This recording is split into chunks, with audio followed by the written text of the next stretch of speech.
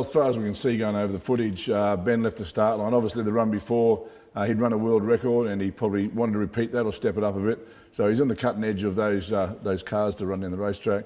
And so the car left the line dead straight. That car's been behaved real well. He got in, he just punched into third gear and the car lifted to take off again. Looks like some air got underneath the car and lifted the car off the ground. Obviously then the controls are of no use to you at all. It went up on its left, crossed over the racetrack, and right above Ben's head is where it impacted the wall. So it's probably the worst case scenario for him at that point.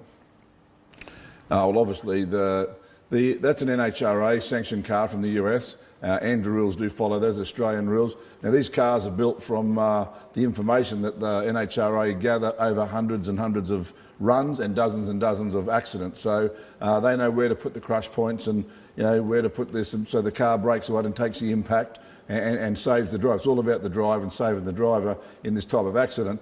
The type of accident that Ben had is very rare to be had in any sedan car on a drag strip, because it was an impact on the roof. And if the cars you hit the roof, it's not a direct impact, whereas Ben had a direct impact on the roof. And that is very rare. You see that a bit in Speedway, where the sprint cars will roll over and come in and land on the roof, and it's actually spelt the end to careers of guys like John Kelly and Troy McLean and several other guys. It's a different type of accident, because all your body's basically that way, and then all of a sudden it gets thrown back that way, so into the roll cage. And that's the type of injury that Ben's got, and the doctors have said that it was a severe injury. So because it was a rare type of accident, it's the car itself wasn't actually built to take that kind of thing. So he's here, he's got a bar here, bar there, and his head's right here, and the wall was right here. So at full speed, he's probably doing on 120, 150 mile an hour at that point, and had a direct impact with his head. So for the injuries that he's sustained, it could have been an awful lot worse.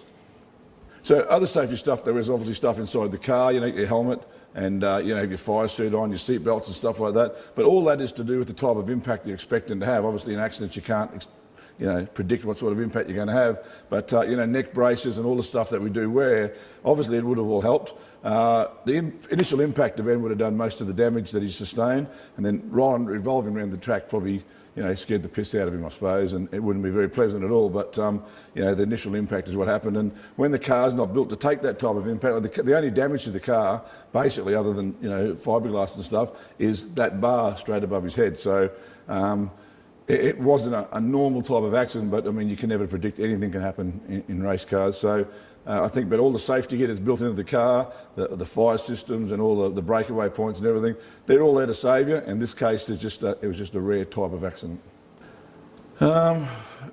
He has 3 fractured vertebrae, 1 seriously, and he has 6 broken ribs with multiple breaks.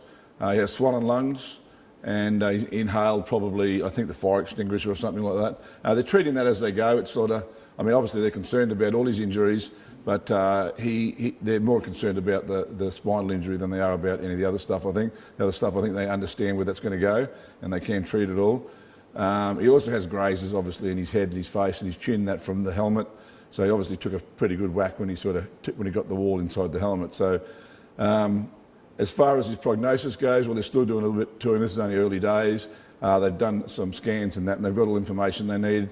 They've had a few orthopaedic doctors and surgeons have a good look at it and good talk about it. And I think tomorrow, at this stage, they're going to try and stand him up and take some more images to get a really good idea of how badly that multiple damaged vertebrae is and the treatment they can take it for. There is an operation that they can do in this sort of instance, but apparently it's not a great operation to have done to yourself, and the doctors don't seem to really like doing it if they don't have to. So they're currently trying to just get a better picture of the damage that Ben sustained on the main damaged vertebrae, and see if they can, come up with a different plan with, some rehabilitation and a brace and stuff like that. So they'll know more in the next 24 to 48 hours. Well, this is the second day after, and he hasn't really been very lucid up to this stage. He's been heavily sedated, and he's in an enormous amount of pain. I mean, most people know what 1 broken rib's like. Well, he's got 6 with multiple breaks, and then he's got the damaged spine, vertebrae on top of that. So, and the swollen lungs. So he's got a fair bit to contend with as far as pain in his chest and around his chest goes, which he complained from the very first minute he got out of the car. So today he's starting to, he's not really talking, but he's interacting a little bit, and he's well aware that a lot of support. He's had a lot of visitors. We've got a good friends visit him, a lot of good messages. Sam's up there, his partner, his fiancée. She's up there with him, and they're getting a lot of information. It's coming through on social media, which is Ben's right up on, but obviously he can't read or he can't move his head or his shoulders at the moment because he's been told just to stay still and don't move anything. So he's getting them all read out to him. He appreciates it. He loves it. He probably thinks it's a lot more than what he would have got, but. He appreciates, so does the whole Bray family. It's great knowing you've got that much support at the racetrack and away from the racetrack, and amongst the fans and stuff. It's just incredible to know that people really care about him, and we care about him a lot, and we're sort of hoping for the best for him. And it's good to know that there's tens of thousands of other people doing the same. Well, I didn't actually pull out of competition. I was over at the hospital at seeing Ben. He had meetings with doctors during the day. So I stayed over there. Now the guys changed the engine. I burnt a piston on that run that I did half an hour after Ben's accident. I had to go and do a run. I did a run down there. They burnt a piston, so they put the engine out of Ben's car into my car. And then I said to them I wasn't going to run. I said, look, get it ready. I'll go and see Ben. If he's all cool and everything's okay, I'll come back and I'll run the race telegram to get it warm up, start it up. They went to put the converter drive in it, and they got Daniel Reed up. They have a bit of an issue with the converter drive the night before, and it was quite easily fixed, we thought. We got Daniel Reed up, who works on Stewie Bishop's car.